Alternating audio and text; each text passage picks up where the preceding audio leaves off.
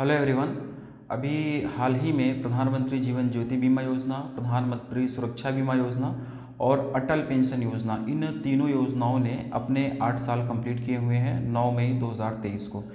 और इन योजनाओं से संबंधित जो भी चीज़ें ज़रूरी हैं एग्ज़ाम पॉइंट ऑफ व्यू से, उन सारी चीज़ों को हम लोग यहाँ पर डिस्कस करने जा रहे हैं इस पर्टिकुलर वीडियो में। ठीक है।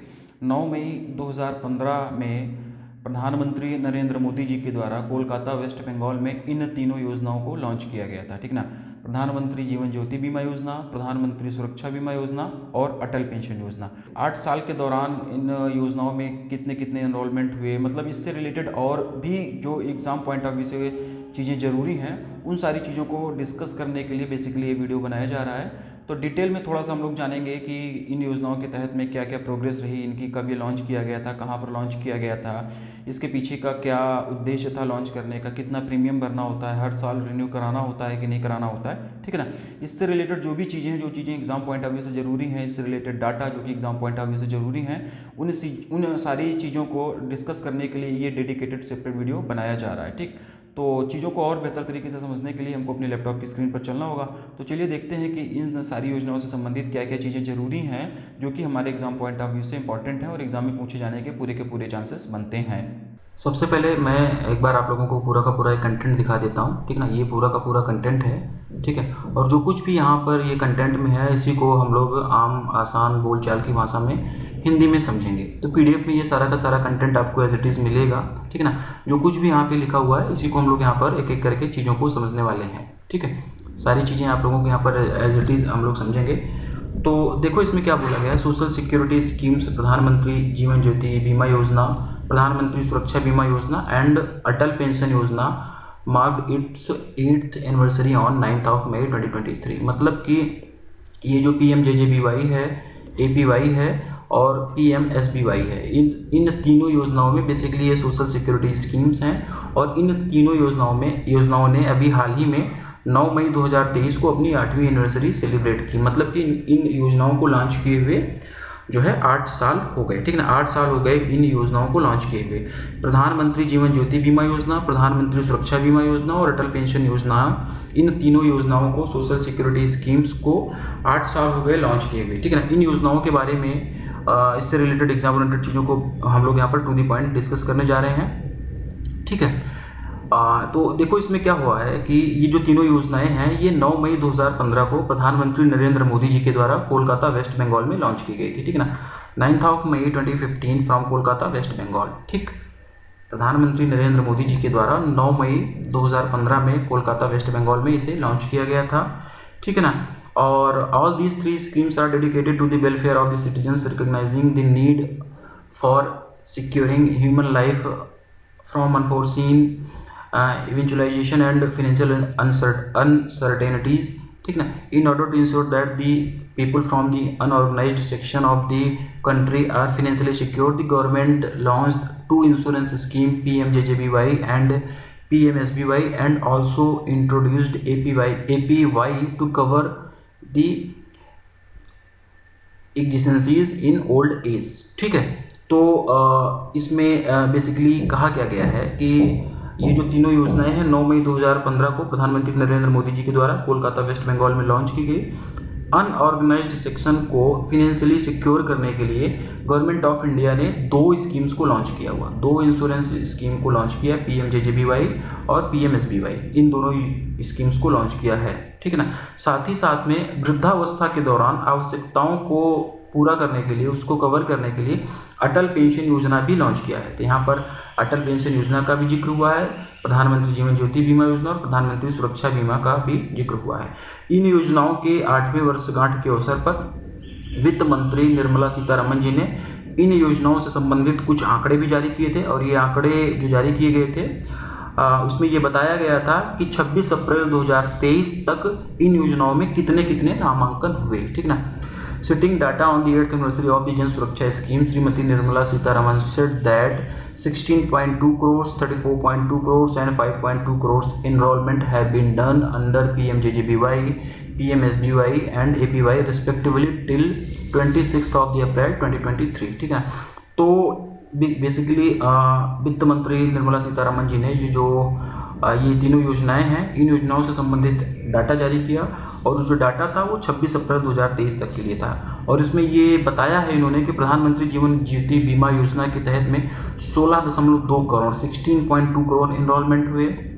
ठीक है, प्रधानमंत्री सुरक्षा बीमा योजना के तहत में 34.2 करोड़ इनरोलमेंट्स हुए। अटल पेंशन योजना के तहत में 5.2 करोड़ इनरोलमेंट्स हुए। और ये कब तक की बात हो रही है?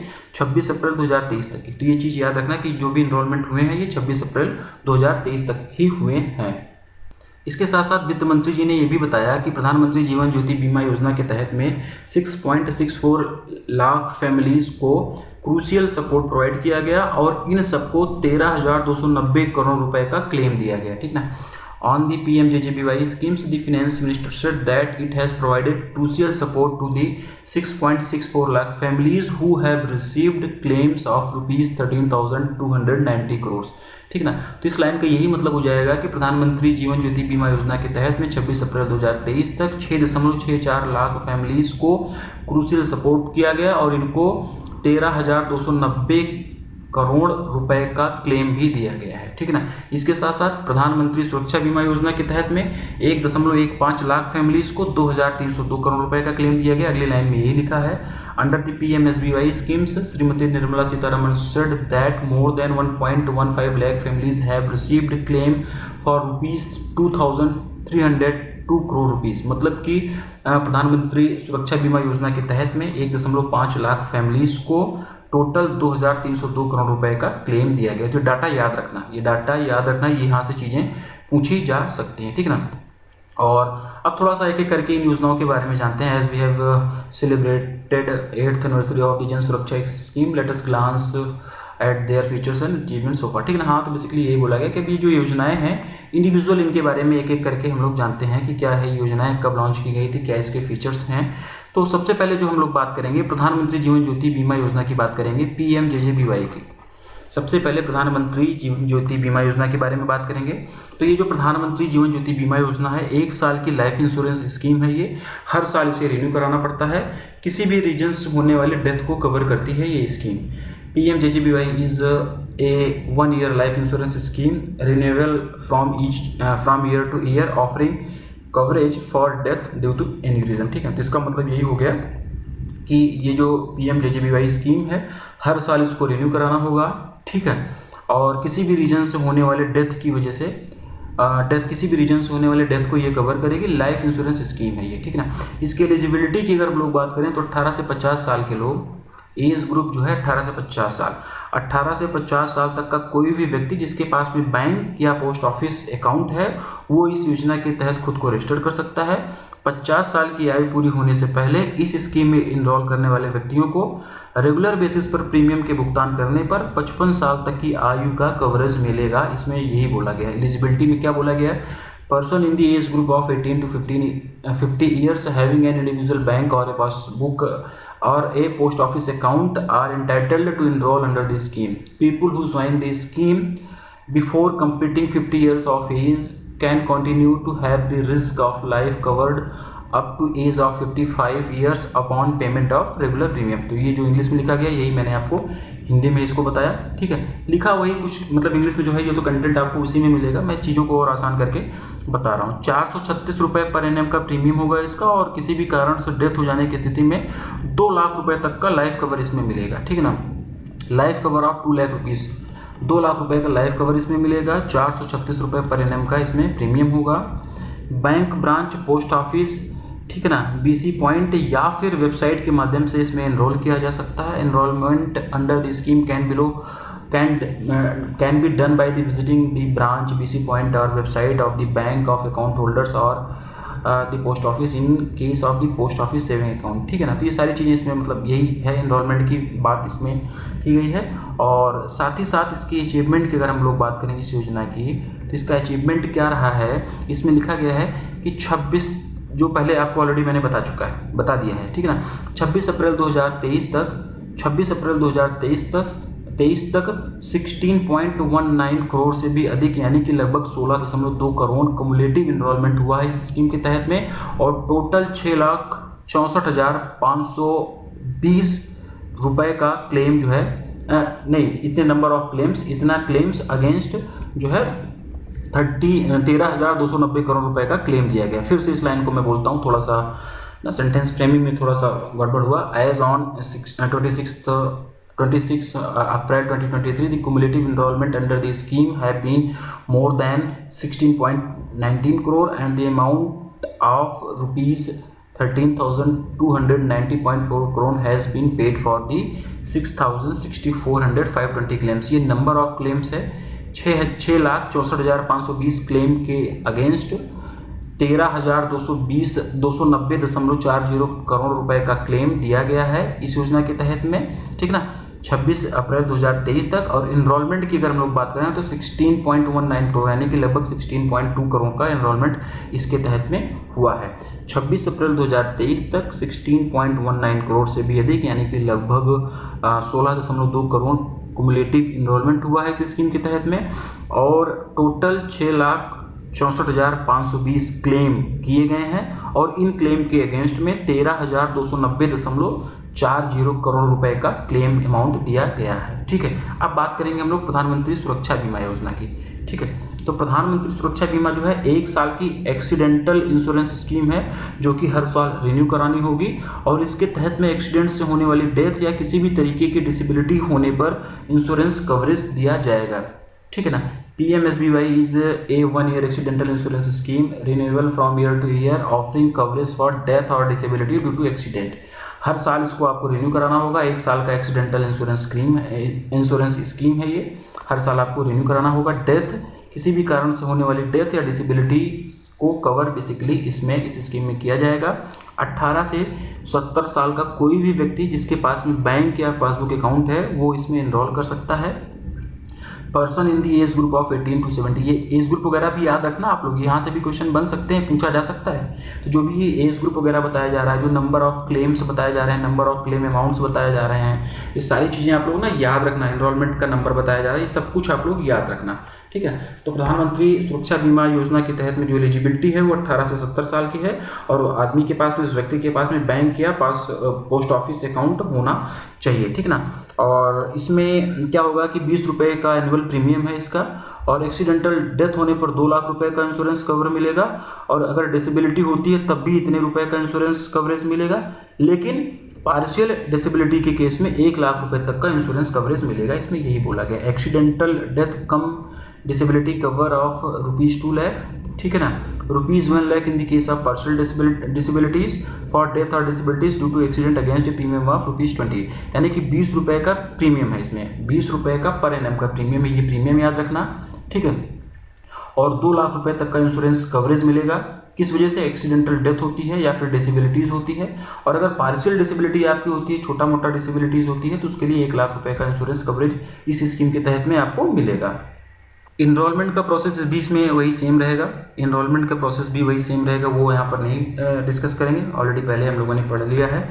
अचीवमेंट की अगर हम लोग बात करते हैं तो एज ऑन दी 26/4/23 यानी कि 26 अप्रैल 2023 तक cumulative enrollments under the scheme have been more than 34.18 crores and an amount of rupees 2,302.26 crore has been paid for the 1,15,951 claims, ठीक है। यानी कि 26 अप्रैल 2023 तक इसमें जो क्लेम किया गया, कितने नंबर ऑफ क्लेम्स कितने थे? 1,15,951 क्लेम्स थे, ठीक है ना। और इसके तहत में टोटल 2,02,302.26 करोड़ रुपए, 2,302.26 करोड़ रुपए का क्लेम दिया गया। और इनरोलमेंट की अगर हम लोग बात करें, ठीक है ना, कि कितना क्युमुलेटिव इनरोलमेंट रहा इस स्कीम के तहत में, तो 34.18 करोड़, 34.18 करोड़ से भी अधिक था, यानी कि लगभग इसको हम 34.2 करोड़ भी मान सकते हैं, जो कि पहले आप लोगों को बताया गया था, ठीक। अब हम लोग बात करेंगे अटल पेंशन योजना की, लास्ट वाली ये स्कीम है अटल पेंशन योजना। अब इसके बारे में हम लोग यहाँ पर थोड़ा सा डिस्कस कर लेते हैं, ठीक है। तो अटल पेंशन योजना जो है बेसिकली 18 से 40 साल तक के सभी बैंक अकाउंट होल्डर्स को जो कि इनकम टैक्स पे नहीं करते हैं वो एलिजिबल हैं इसमें, ठीक है ना। 18 से 40 साल तक के व्यक्ति जो कि बैंक अकाउंट होल्डर्स हों, मतलब 18 से 40 साल तक के सभी व्यक्ति बैंक अकाउंट होल्डर्स, 18 से 40 साल तक के वे सभी व्यक्ति जिनके पास में बैंक अकाउंट है, या फिर ये कहें कि 18 से 40 साल तक के सभी बैंक अकाउंट होल्डर्स जो कि इनकम टैक्स पे नहीं करते हैं वो इसके लिए एलिजिबल हैं। और पेंशन अमाउंट के हिसाब से इसका प्रीमियम डिसाइड होगा। इसका प्रीमियम का जो होगा, इसका जो कॉन्ट्रीब्यूशन होगा वो पेंशन अमाउंट आपको कितना लेना है, 1000 रुपये का पेंशन लेना है, 2000 का, 3000 का, 4000 का, 5000 का, उस हिसाब से इसका प्रीमियम जो है डिसाइड होगा। देखो इसमें लिखा भी गया है, ठीक है ना।